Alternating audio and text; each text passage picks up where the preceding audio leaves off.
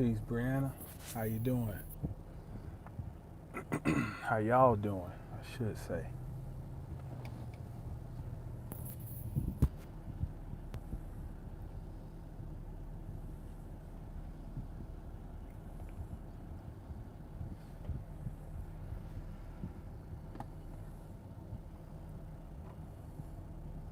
Right on. It's good to hear. Peace, Nakeem. Or Prince Nakeem, what's happening? Brother Williams, what's going on, good brother? Good to have you on.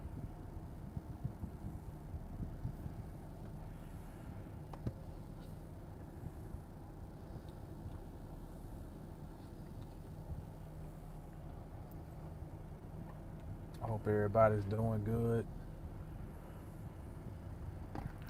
on this fine Sunday afternoon. Don't get mad at me if I mess it up. I'm just gonna say God is a sound. What's happening? How you doing? Uh, well, we got enough people. I want to read something. Hopefully, I won't wake the babies up. They're getting that nap on. This is my break time. I want to read something that I found on the internet. And you know, the internet is something else. It can be terrible, but it can also be great. I think it's just like anything, it's about how you use it. If you know what questions to ask on the internet, there's all types of amazing things that pop up. So I just was looking up just something about how fruit ripens, and this is kind of like a part two. Can y'all hear me good? I know I'm trying to not talk I'm not fully amplifying my voice. Give me a 1 if y'all can hear me okay, just to make sure, because I'm trying not to talk at normal level. All right, right on, right on. Thank you, Brianna. All right, thank you, Prince Nakeem. Okay, so this is like a part two to the live I did about sleep apnea. And just to recap, uh, it kind of, part of what I was saying in there was that, you know, with sleep apnea, your sleep is interrupted because of a stoppage in your breathing. And each interruption is like a premature awakening because, you know, you haven't completed the sleep cycle. And that made me think about fruit. You know, um, what happens when fruit is picked too early and it has not gone through the full ripening process? So then it made me look to just say, let me look for something about ripening on the internet, you know? Um, and I came across this short little article, and I want to read it. It was the transcript of an NPR segment from 2018. It's called "Science Reveals How Fruit Keeps a Lid on Ripening Until the Time is Right." The title in itself. Let me read it again. Science reveals how fruit keeps a lid on ripening until the time is right. Okay. It starts off, it says, if you've ever tried to ripen a piece of fruit by sticking it in a bag with a banana, you've harnessed the power of ethylene. Ethylene is an important plant hormone. In bananas and many other fruits, production of ethylene surges when the fruit is ready to ripen. That's enough right there to give pause.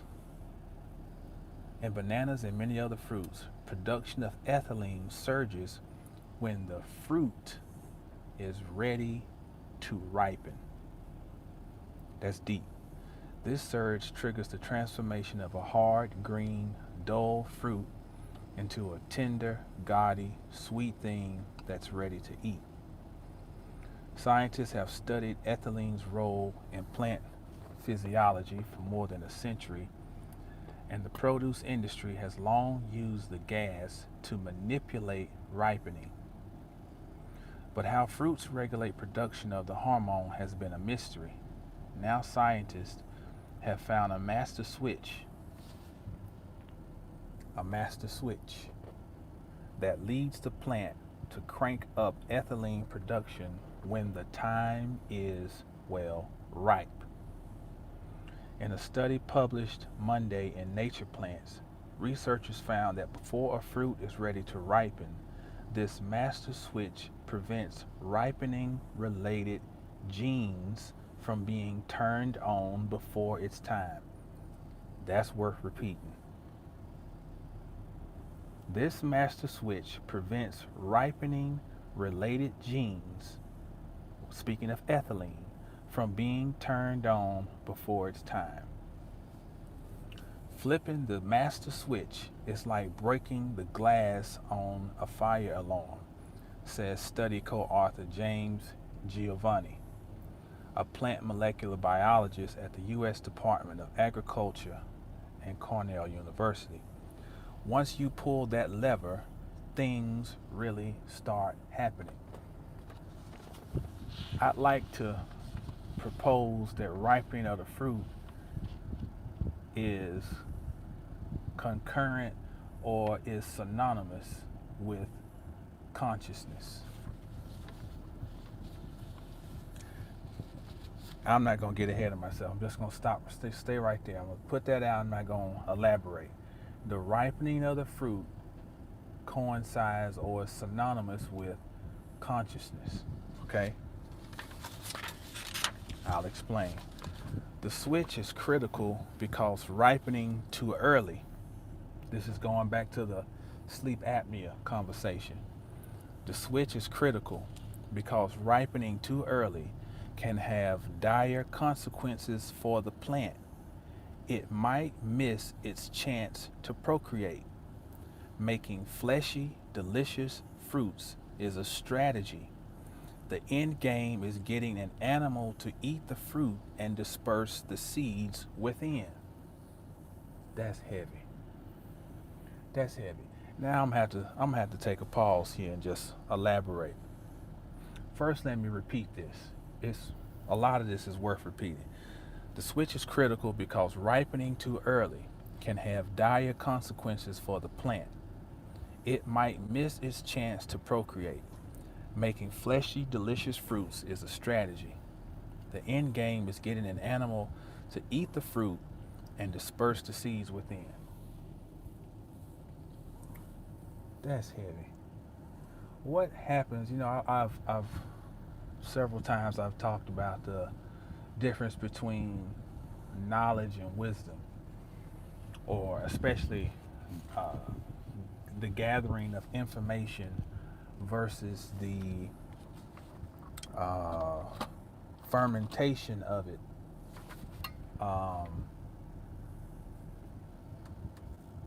Each one teach one. When the student is ready, the master will appear. That's right.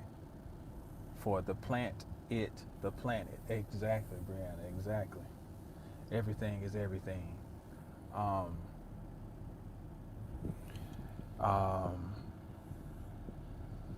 When it's the right time. So here's the deal. You can go on now, and I lost my train of thought. Information versus wisdom.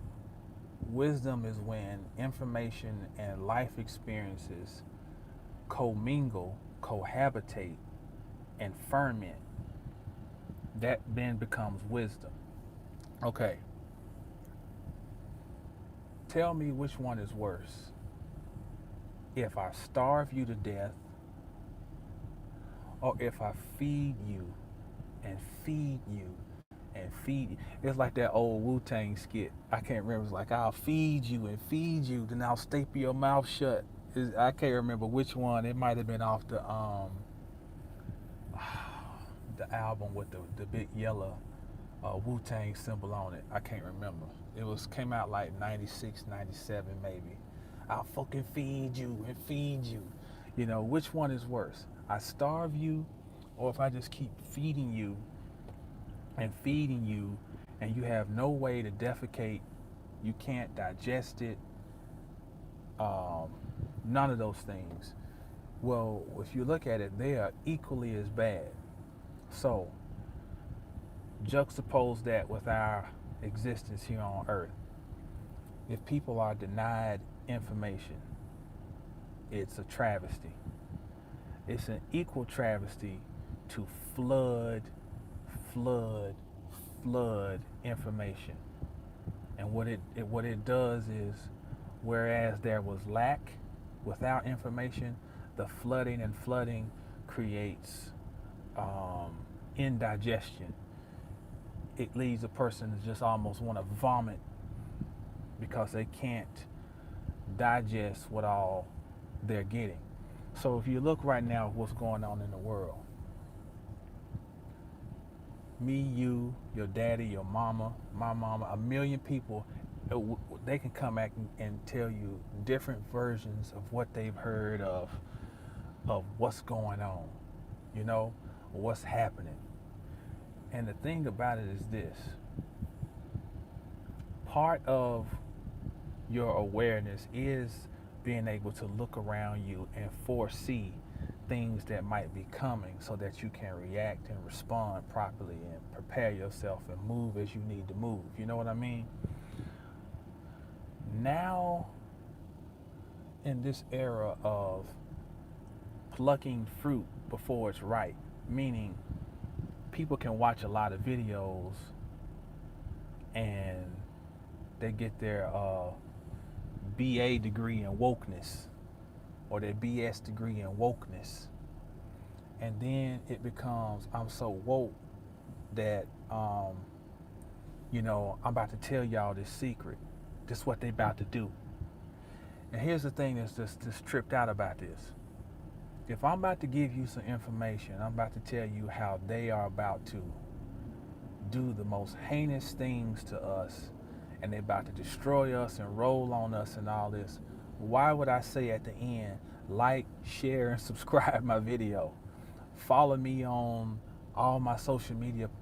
If I'm telling you something that's apocalyptic, eschatological, meaning I'm presenting these as end time like events, what the fuck do I care about you liking, sharing, and subscribing the video and fucking following me on all social media platforms?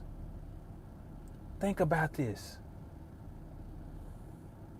It don't make no damn sense. So this is where we're going into wokeness is becoming an entertainment sector where fear, producing fear, is like the equivalent of watching porn. Like they say, fear porn. It's like, y'all, look, you know what I'm saying? And I'm not saying that people are intentionally, I'm saying that this is possibly fruit that has not ripened yet. Like, for example, everybody's not supposed to be able to see Bobby Hemmett videos right now.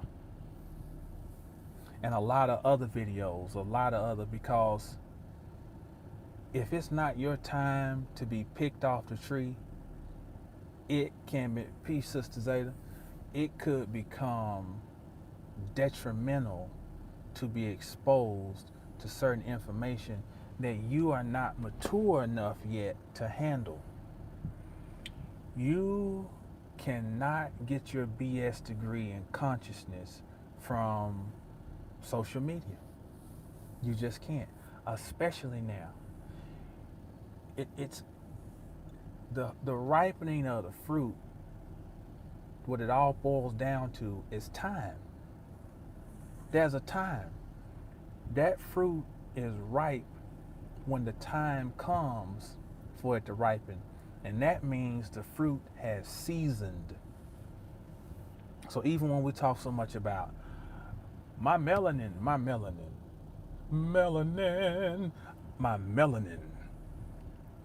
it means nothing because it is the equivalent to ripening. Literally, melanin means to cook. So it allows you to cook, to ripen. So if you don't have the ability to cook and ripen, this stuff doesn't matter. It's like having a gun with no bullets. But see, this is part of the agenda for the entire world. The whole woke agenda. It is feed them what they want to hear that makes them feel like they're uncovering something. So look, they're putting out, I don't know who they is, but I know what's going on. Information is coming from your left, your right, up, down, everywhere. And people are coming out talking as though, look y'all, rubbing their forehead and shit. I don't know how to tell y'all this.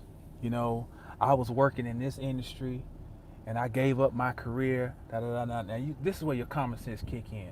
What motherfucker you know that gave up $60,000 a year to come and tell people the truth? Come on, stop it. Stop it. In 2020, shit, motherfucker will run you over in Walmart trying to get to the last stick of butter. And you think somebody gonna give up $60,000 a year to come and tell the truth? There's something in us that wants to feel like somebody is fighting on our behalf and is coming to save us, whether it be Zorro, Jesus, Muhammad, Superman, Batman, whatever it is. We want to feel that somebody's coming. Somebody's coming. And so they got a million different scenarios and stories going right now about, I'm going to tell y'all what's really going on. When the number one thing that's being promoted right now is fear. And the number one engine for moving and distributing the fear is people's feeling that they are woke. Because what they're doing is they'll put some information maybe 2 layers deep. So that if you go here and go there and you feel like, oh, look what I found. And then you feel like you've uncovered something. It's a trick. This is literally an Easter egg hunt. So, you know, the Easter egg, when you was a little kid, you go hunt Easter eggs and they would plant the eggs around. And you, as a child, you feel like you've really accomplished something when you get the most eggs. But somebody planted the eggs with the intention of you finding them. The Easter egg hunt wouldn't be no fun if they planted all these eggs and none of the kids can find them. It's only fun because the intention is for you to find the egg. It takes no critical thinking. It takes no ability to analyze. It takes no studying. We can't cliff note our way through everything. You can't. Again, fruit takes time to ripen. Let me get back. When the ripening switch is triggered, genes are activated. This ultimately makes the fruit ready to eat. The plant dials up sugar production in the fruit and starts making sweet-smelling compounds to tempt an animal's nose and pigments that catch an animal's eye. In some fruits, flipping the ripening switch also leads to activation of machinery for making ethylene. Ripening fruit doesn't happen in a moment. It happens over time.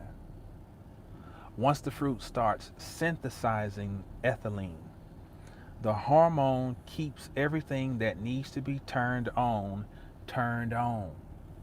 sustaining the ripening process. This explains why the banana in the bag trick works and why sometimes it doesn't. If a fruit is exposed to ethylene well before it's ripe, it won't do much. That's what I just said, right? Let me read it again. If a fruit is exposed to ethylene well before it's ripe, it won't do much. In fact, in some fruits, it can stymie ripening. But in certain fruits, exposure to the gas in the critical window will propel ripening along. And this is what we call the quickening. The quickening is not just, I wake up one day and it's like, I got to figure it out. The world ain't shit. I'm a god, and just like, that's it. That's all it was. No, it is you've been toiling at something. I'll give you something that's a good reference point. When you're going through a fat loss program,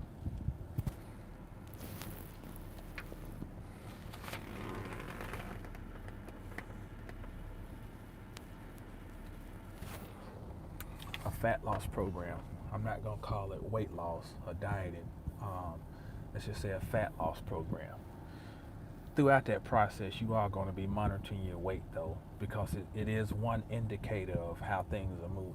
One indicator. One thing that can happen, but we're going to just stick to the fat. One thing that can happen is when you've been toiling, doing your cardio consistently, eating a certain way consistently, doing your resistance training consistently, you might look and your weight will be staying pretty much the same. You look at your body, it's like, oh man, I don't really look like I'm seeing nothing. Then all of a sudden, something can happen to where you see the results of all your work. You might get up one morning, and for me, it's like your skin feels real dry. That means it's thinned out. As it's getting thinner, it starts to squeeze towards your body more, that shrink wrap type of feeling. That's when your subcutaneous water has kind of come out, and your body fat's decreased, and that's what makes you, when they say somebody looks like they're cut, that's what it is. Sometimes it can happen in almost like the twinkle of an eye. But it's not something that has really happened overnight. It is the result of your consistent effort. Your consistent effort has led to you having this, what appears to be this sudden overnight success. And that's what the quickening is. It is when the ripening process has now shifted to another level. If you got kids, it's like you can wake up one morning and look at him like, damn, did he grow a foot while he was sleeping? Same thing. So let me continue. But in certain fruits, exposure to the gas in the critical window will propel ripening along. We now know that for fruits like apples, bananas, peaches, mangoes, pears, and tomatoes, this window opens when the master switch is flipped. For fruits that ignore ethylene like grapes, pineapples, and many berries, the bag trick won't work. Controlling when and where ethylene is turned on is a delicate balancing act for the plant. Ethylene isn't only involved with ripening, it is also a stress hormone. When a plant part, like a leaf, is attacked or damaged, ethylene kicks off the process of decay, causing damaged parts to wither and amputate. Now that's something else to really think about. Whatever it is that is your greatest asset is also your greatest albatross. Your greatest asset is always your greatest albatross. Peace, legendary. That's a hell of a name. Legendary. God damn, man, I like that.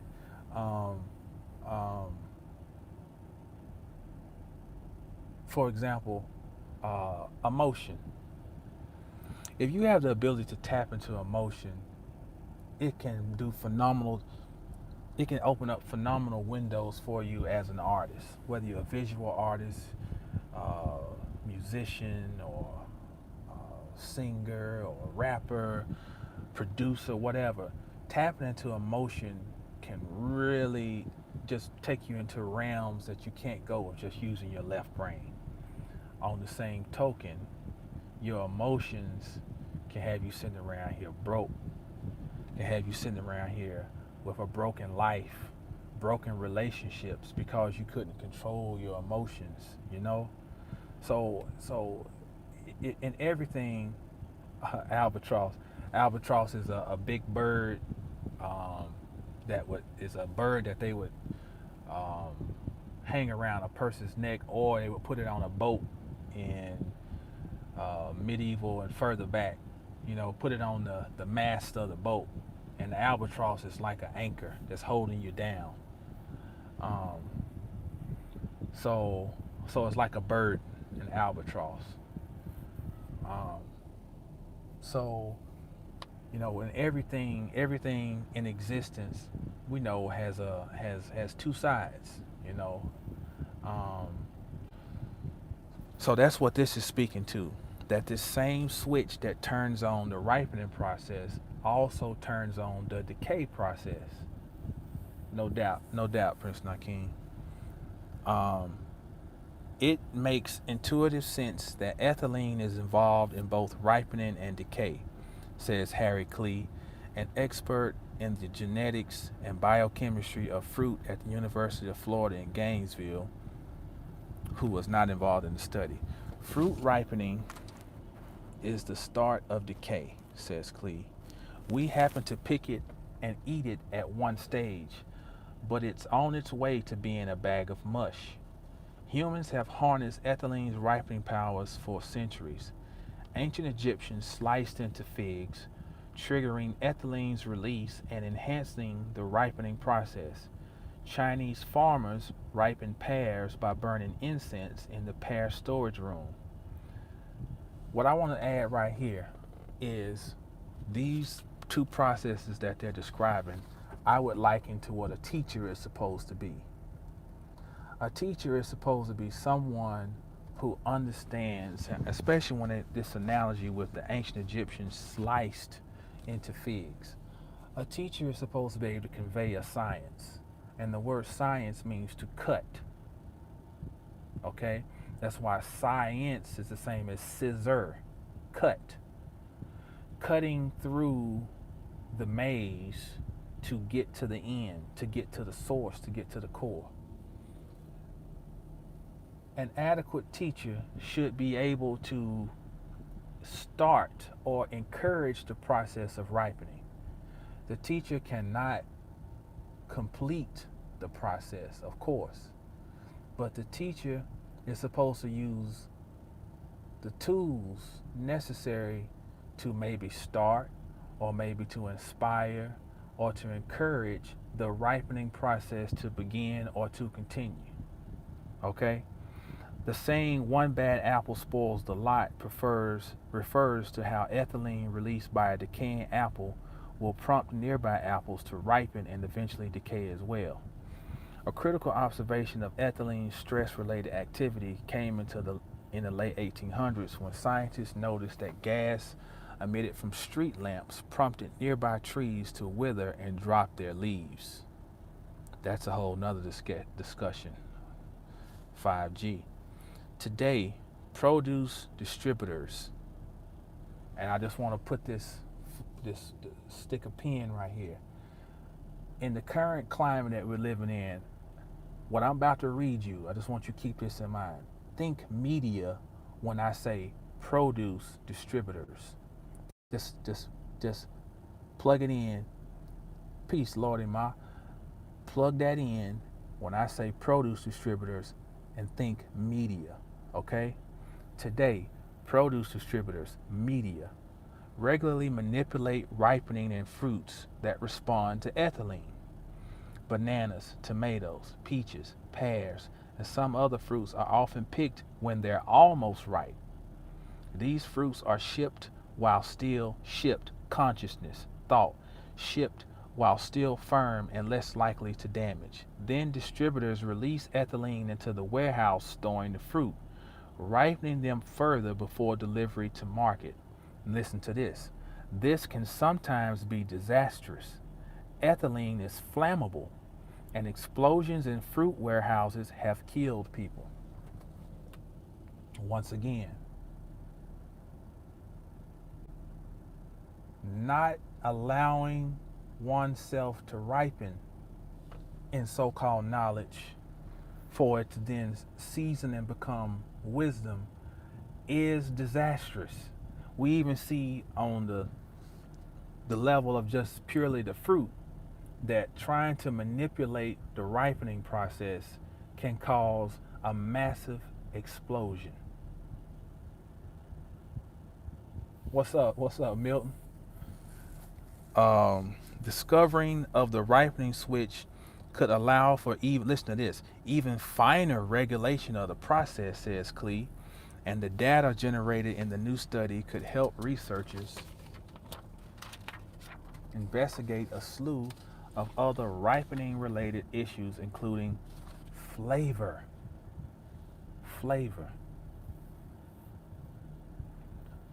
A few years ago, Clee and his colleagues discovered why tomatoes lose their flavor after being stuck in the fridge. Now this is key.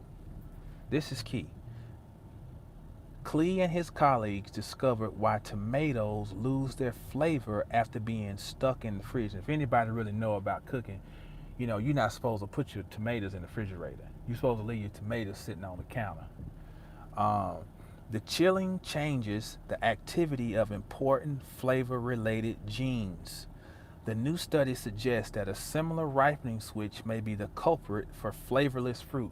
Now listen, I want you to think about something. Years ago, they had this thing come out called the ALS ice water or ice bucket challenge. Well, all these idiots will go on. I think at the time I was still on Facebook. I think that was it, right when I got off Facebook. People I done went to school with sitting on here putting a video up with somebody dumping water on them, cold water. And then seeing you say, Jamal, I challenge you to the ice bucket. I remember, I don't know, I told my wife and my mom, I wish a motherfucker would come and dump a bucket of ice water on my head. But here's the science on it. Here's the science. Ice water, as in frozen.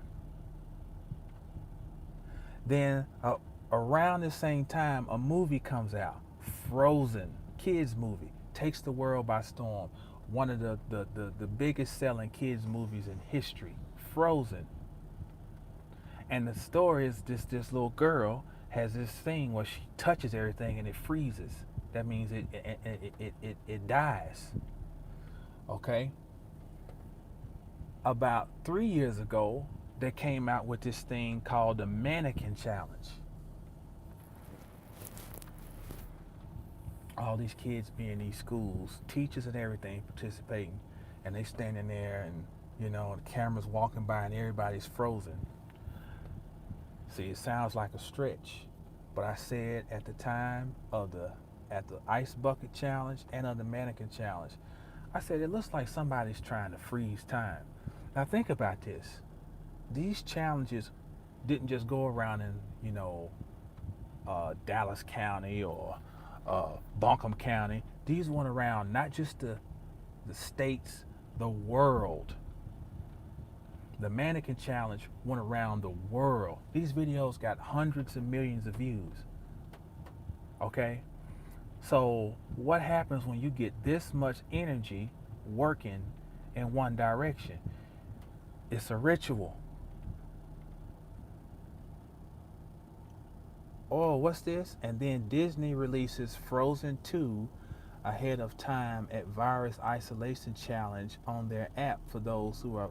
Wow. Ain't that something? What's up, Stuffed Dog? Ain't that something?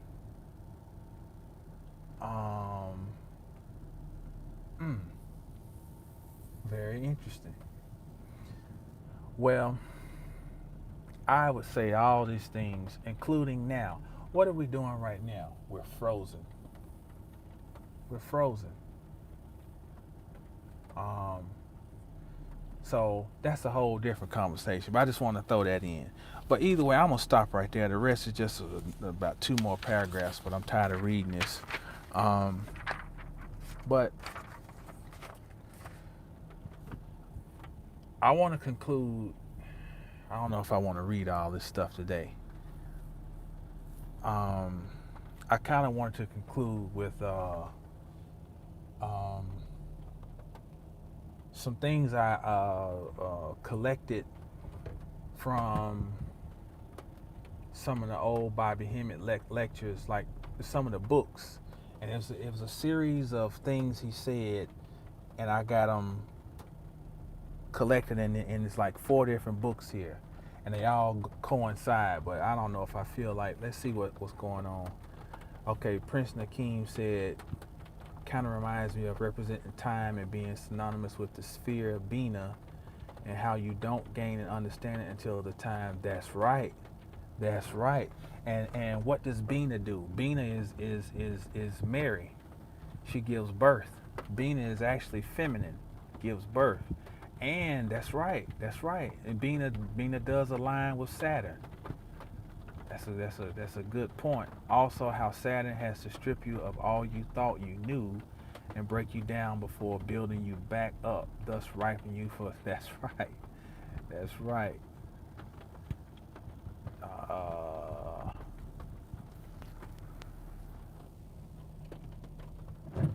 Now we're starting to get some rain.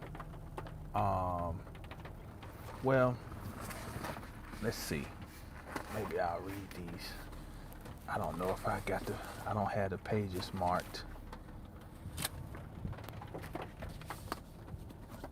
Since I stopped at that somebody maybe is looking to freeze time,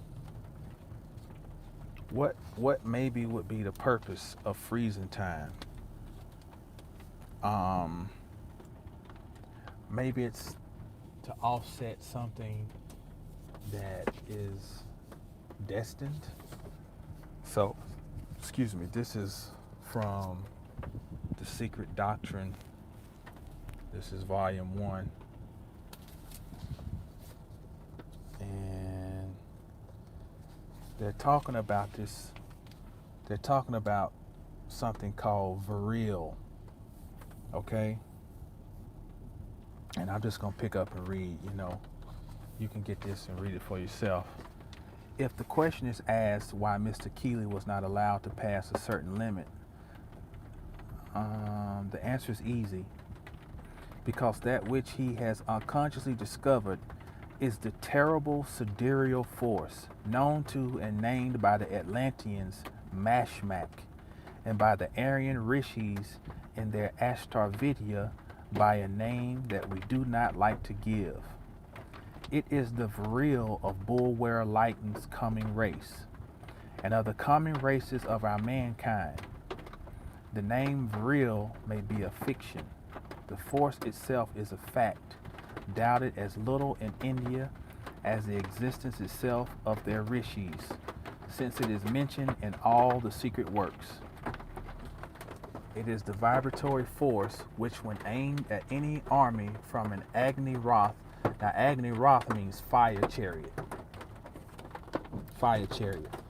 fixed on a flying vessel, a balloon, according to the instructions found in Ashtarvidya, reduces to ashes 100,000 men and elephants as easily as it would a dead rat. It is allegorized in the Vishnu Purana, in the Ramayana,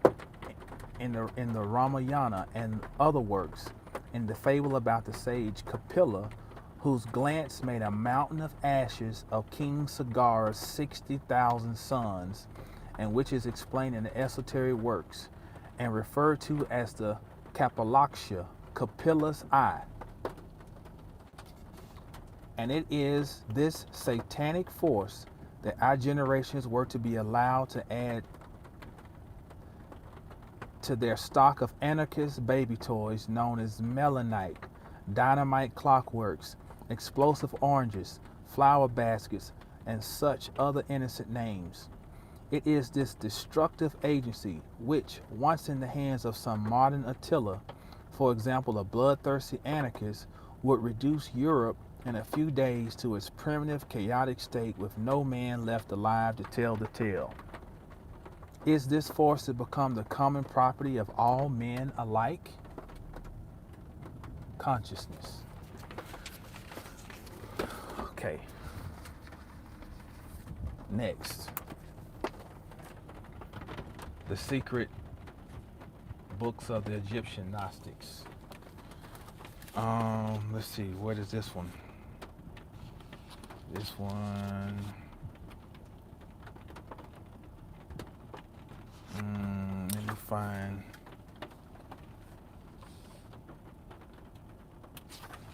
Let me find what I wanted to read out of here. Okay.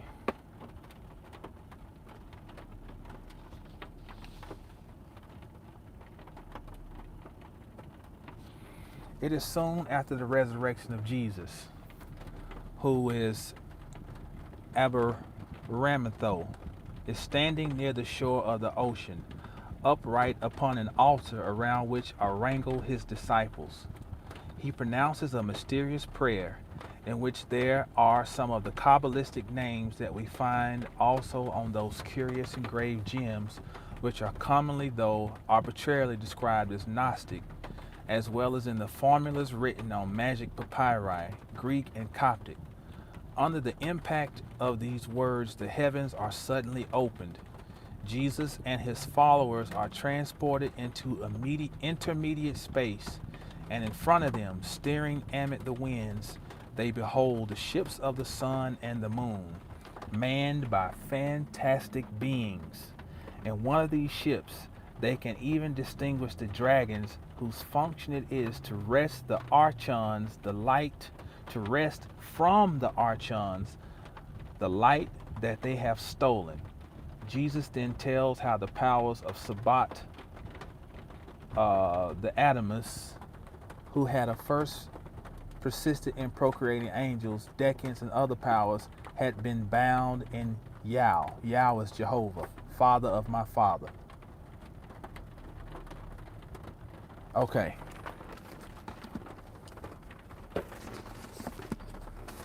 Now all these things relate.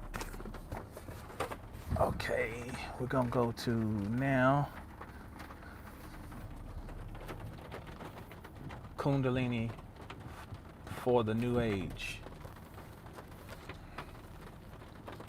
And this passage says this: but nature has provided safeguards that can make it impossible for any scientific investigation to know the nature or to control the mysterious forces involved in these occurrences at the present evolutionary stage of the race.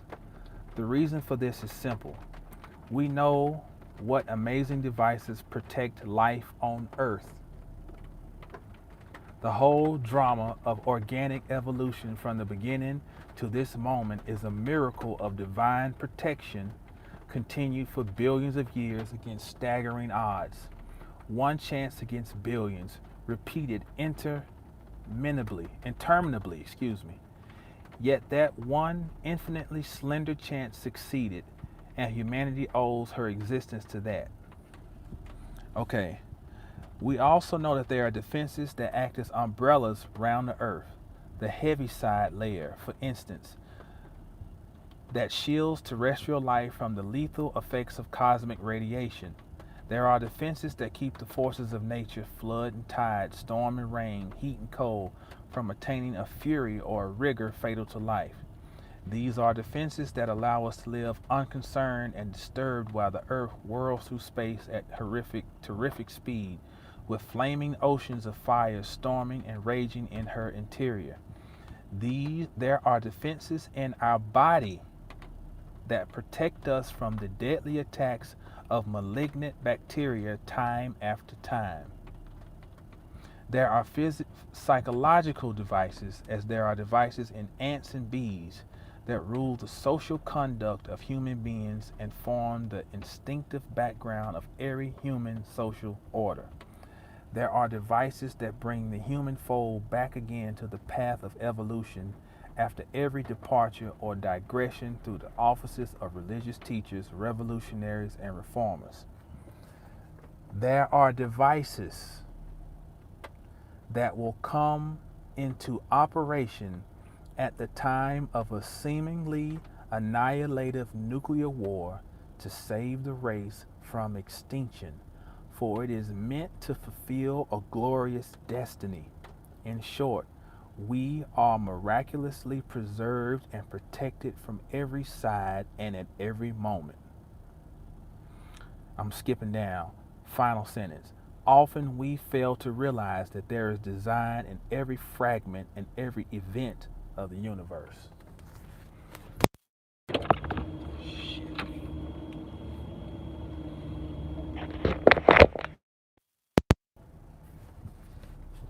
There you go. There you go. You're getting my point. Okay, last thing I want to read. This is the Holy Kabbalah. This is A.E. Waits. And just, he trips me out. He writes with all this. He's the most wordy. This book is 620 pages. It could have been 300 if he would have cut down all these 59 word sentences. But he intentionally writes to not be understood by common people. That's you can tell it's obvious. Let me.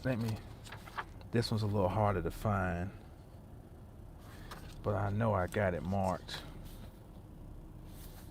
Okay. There is no question that the Kabbalistic teaching concerning a deliverer to come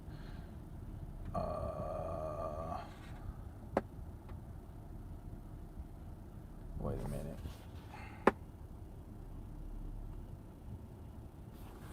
That might not be the one I want. Bear with me. Bear with me. Let me see. That might have been the one. I got a lot of stuff marked in here. Yeah. I think that's the one.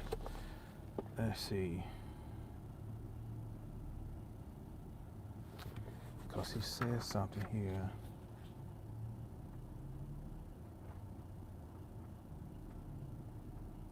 Okay, let's just go with what I...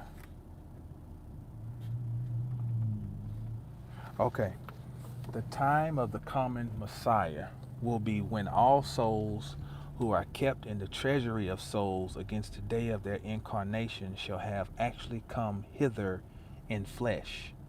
Now just listen to this bullshit. Listen to how he writes it. The time of the coming Messiah will be when all the souls who are kept in the treasury of souls against the day of their incarnation shall have actually, when the great old ones return. How many words is that? Very little. He's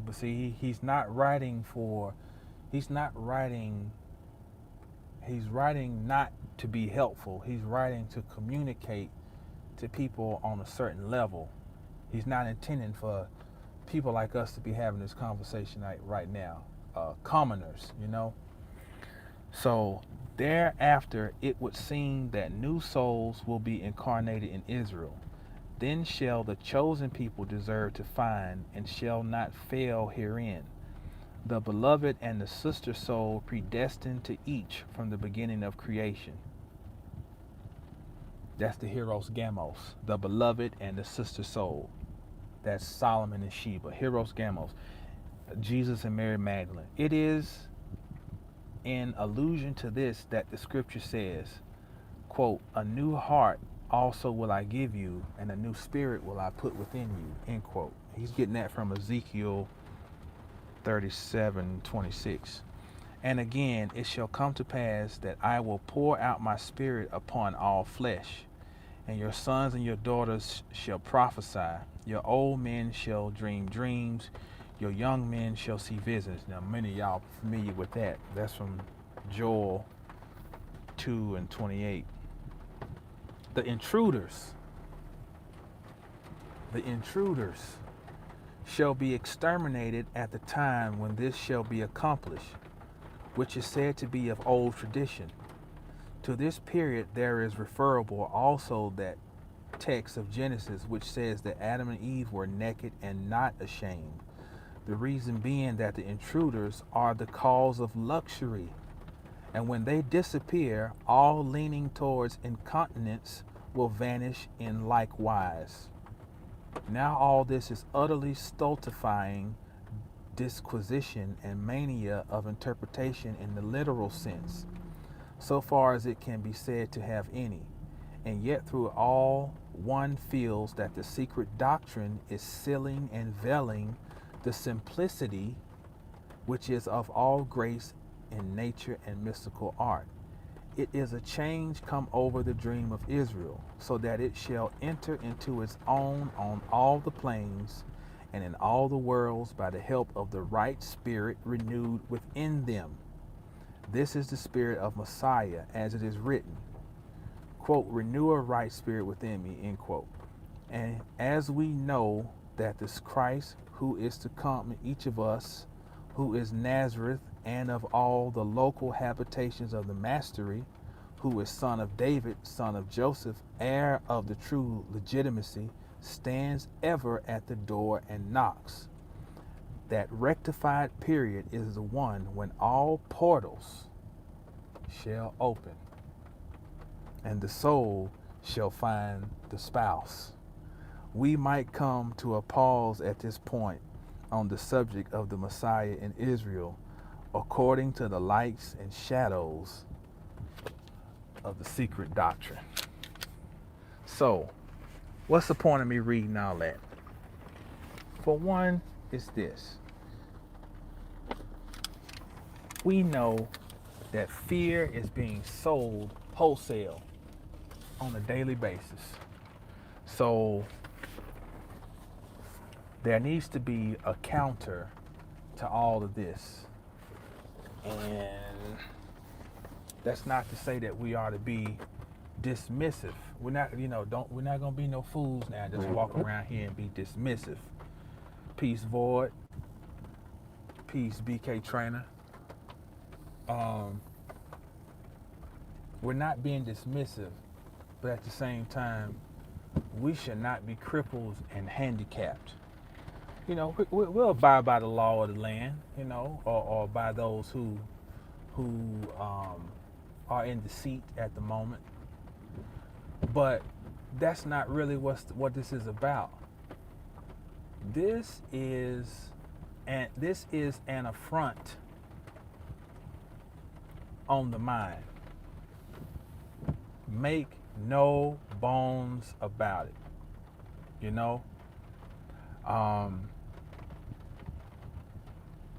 That's what it boils down to. So these 4 sources that I've read, the secret doctrine, the secret books of the Egyptian Gnostics, A.E. Waite's Kabbalah, Kundalini for a New Age, was to reinvigorate your sense of, let's just say, positivity, and you're knowing that everything is not going to be all right. Everything is all right.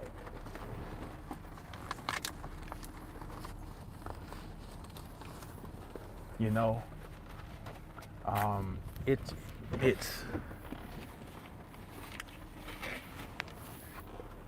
one of the worst things you can do is to intentionally scare someone. All of us have older people in our families. I got a mother that's in her 70s. I got a grandmother that's right at 90. And it's diabolical. It's diabolical. I have children. Just think, you got children now who are living in a world like, man, this is, This is unprecedented. This is unheard of, you know? Um, so, thank you, sir. I appreciate it. Um, so, we have to use, this is where, and this I know I'm being a broken record here and repeating myself. This is what it's all been about. This is what all of the studying, the lectures, the reading, the the activities, everything we participated in has been about. You know, um, this is where it counts. This is where it matters. Um, so be confident, not arrogant, but be confident. Be confident. Be assured. Um, be steadfast. Be active. That means be active. You know what? Be active. Since today is the Lord's day that the Lord rose, I figured I would, you know, I made me a purchase the other day. I'm happy about my my version of Christ that will be sitting up in my office. Candyman, Candyman, and Charles Curry. If you see this video, this is for you. You said you wanted to. You said you wanted to get a this a badass doll. I mean that's pretty good. That looked just like my man. Got a little. Those are bees coming out of his mouth.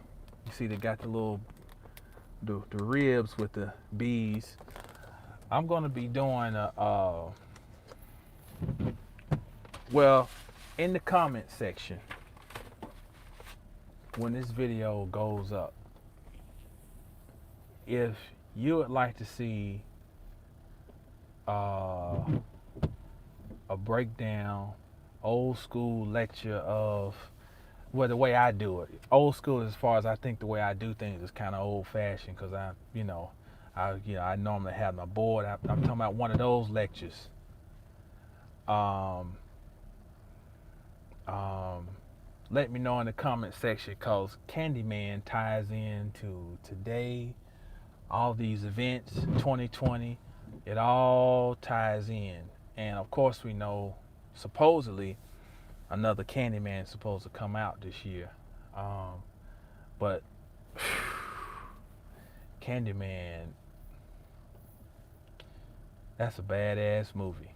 You know, because when it came out, I was a teenager, 92. So, of course, at that time, I don't know what I'm really being blessed with. But it's funny, some of the horror movies that I really remember from my teenage years was Hellraisers and Candyman. It come to find out they're both by Clive Barker. So yeah, that's gonna be coming up. But anybody got any comments before we get out of here? BK Trainer says, I'm in NYC and a lot of people are in fear. Well, I can understand why they're in fear because it's a hell of a campaign going.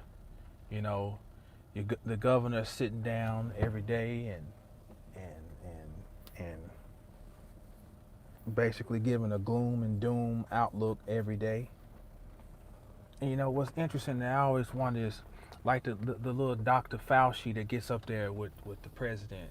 He's 79, about to go on 80 years old.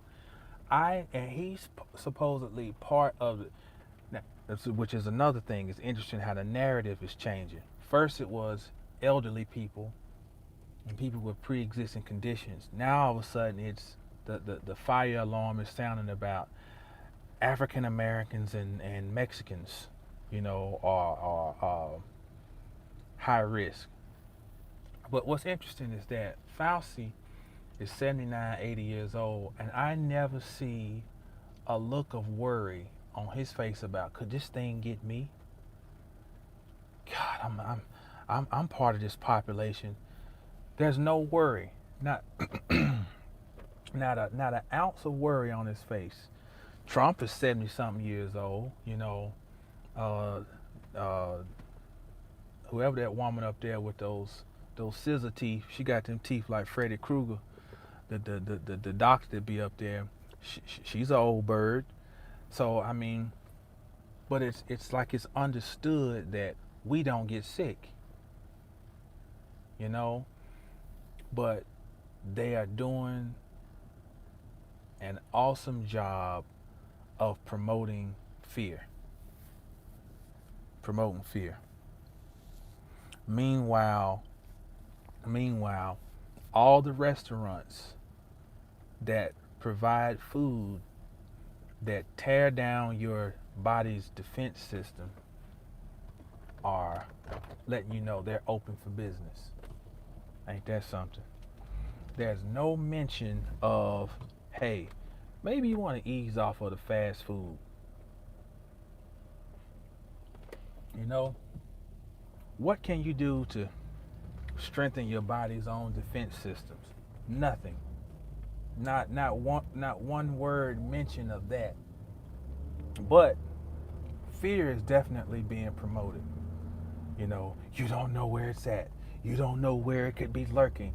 It's like, when I was a kid, my older brothers would always pull the boogeyman thing. Boo, boo, I'm gonna get the boogeyman on you. And he's like, damn, where is this boogeyman hiding at? God, he could be sneaking up on me anywhere I look, or anywhere I'm at. He could come and get me. And that's the same science, the boogeyman. So it's I'm trying. I don't want to cast judgment on anybody for being afraid.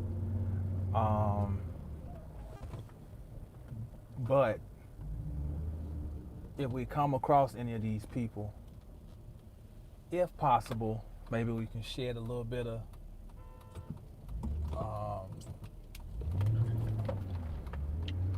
fucker blowing at me. We can shed a little bit of light on them. But then some people are so ingrained in their fear that they become belligerent if you try to give them any other alternative perspectives. It's just that, and I've encountered it. And at that point, you just, hey, it ain't your job. It ain't your job to try to convince them. They grown. But I think you do have to protect yourself, because those people can be detrimental to your own health, because they can become so fixated that they want to try to convince you, because you're not reacting with the sense of urgency that they think you should.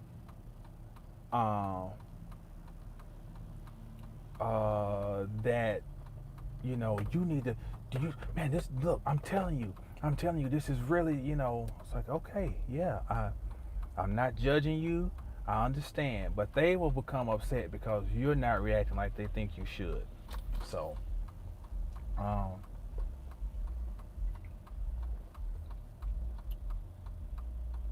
gonna do another video. I've talked long enough today, but the some astrological things about right now, but I will say this is that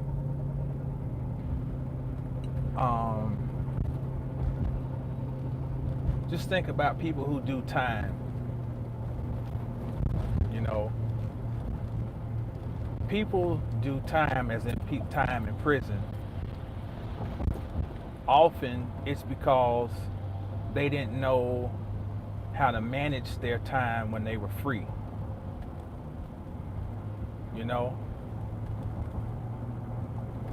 So if you don't know how to manage your time when you're free, someone will take your time and manage it for you. On the flip side, some people, we've all heard the saying, don't do the time. Don't let the do the time. Don't let the time do you. So that means that, hey, if you got to go and sit down for a while, we all know that person who went and did time and they came out and it was like a completely different person. For a lot of the people we know, it might be they go in and they come back out, and uh, uh, they're not eating pork anymore, and they maybe become Muslim. So they that's an example of that person didn't let the time do them. They did the time at a later date. How can each one of us and flip it? Now, mind you, we're talking about this is simple magic. Simple magic, meaning I always like to put things in practical terms.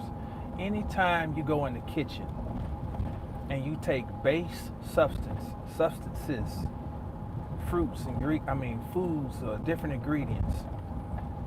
Let's just take frying an egg. An egg raw is unsanitary, is unhealthy to eat.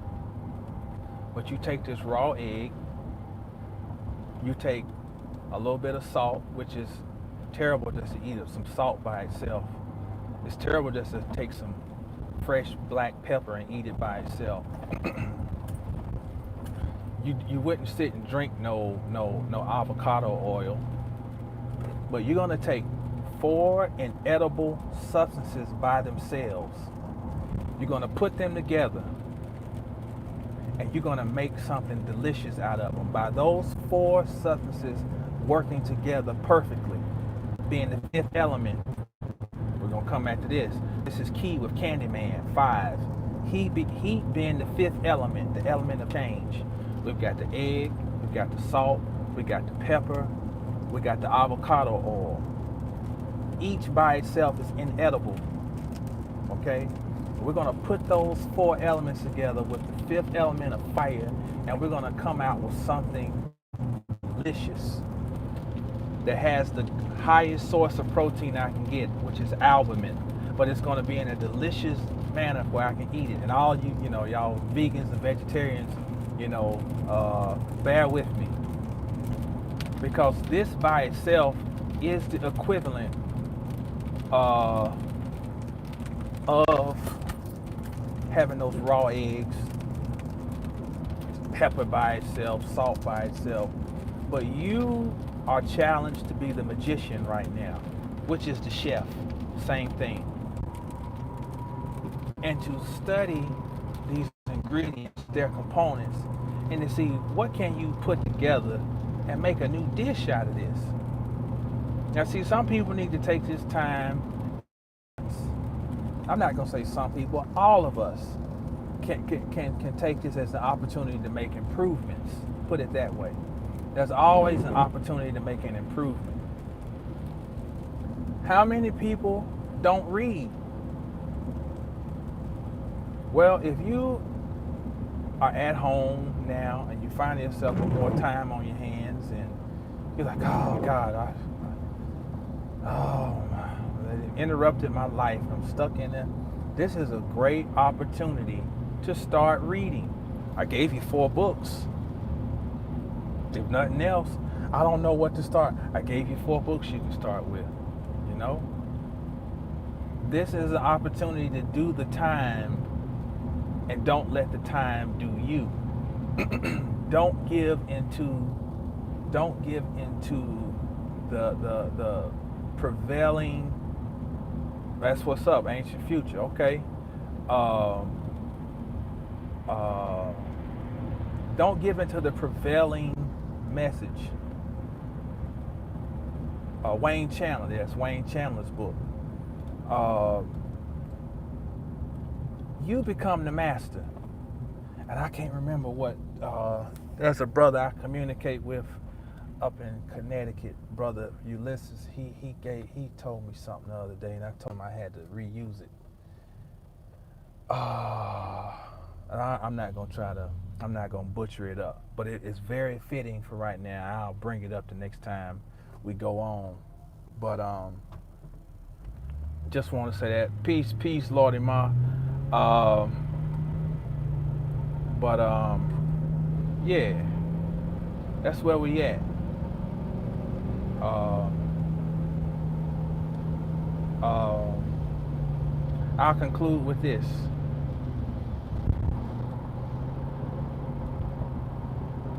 We, I was telling, some homeboys of mine. We was having a chat the other day. Matter of fact, you go and check out uh, Verbal Pick Radio on YouTube.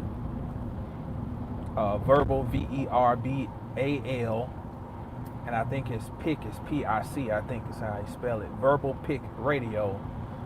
Brother Vince Muhammad.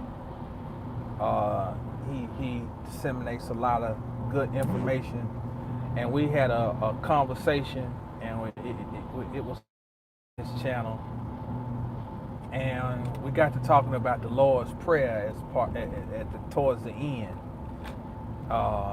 Something I thought about one day, because playing sports, we always would recite the Lord's Prayer before a game.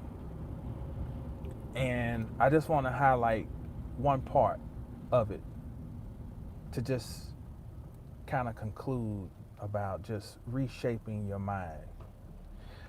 It starts off, Our Father which art in heaven, hallowed be thy name, thy kingdom come, thy will be. Now that's all Kabbalistic. But at a certain point it says, and lead us not into temptation, but deliver us from evil. And what's interesting is about that part that says deliver us from evil. I never really sat and really thought about that part of it, because the way it would seem is that deliverance, in the sense of how the prayer is structured, it's saying deliver as in rescue us. And I got to thinking, when a woman is giving birth to a child, it's called a delivery.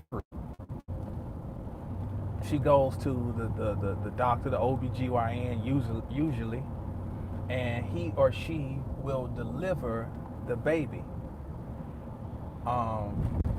So when the prayer says deliver us from evil, isn't necessarily saying rescue us, or is it saying to bring us forth from evil? As in, evil is not being necessarily presented as being something that I need to run from, but it's merely my origin. It is the womb. It is the darkness, the stillness. Deliver me from it, because from that state where everything seems to be stagnant, because remember the Garden of Eden is originally a womb. Everything's perfect. When you're in the womb, everything's perfect. You don't have to want for nothing. You have an umbilical cord. You don't even have to try to eat. You don't even have to try to shit. Everything just chilling. And that is what evil is. So it's in that sense, evil is really paradise. And so deliver us from evil is almost saying, instead of deliver us from the pain and suffering, it's almost my comfort zone into what I am to become. Because once you start becoming, when all the shit starts. With that said, that'll wrap it up. Ripe fruit. Let me know in the comment section if you want to go in on the Candyman, if you're interested. And as always, stay down until you get up. When you get up, stay down. Peace.